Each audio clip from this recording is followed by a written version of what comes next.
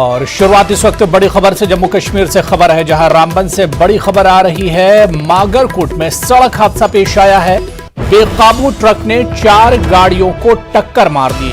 हादसे में 3 अफराद की मौत हुई है, 10 अफराद जख्मी हुए हैं और जख्मियों को रामसू के अस्पताल में मुंतकिल किया गया है। हादसे की वजह ट्रक का ब्रेक फेल होना बताया जा रहा है। तो जम्मू कश्मीर से इस वक्त बड़ी खबर, जहां रामबन से खबर आ रही है। मागरकोट में सड़क हादसा पेश आया है। इस बड़े सड़क हादसे में बेकाबू ट्रक ने 4 गाड़ियों को टक्कर मार दी। तस्वीरें भी हमारे पास है, वो उन तस्वीरों में भी हम दिखाने की कोशिश कर रहे हैं कि कितना खतरनाक यह हादसा है।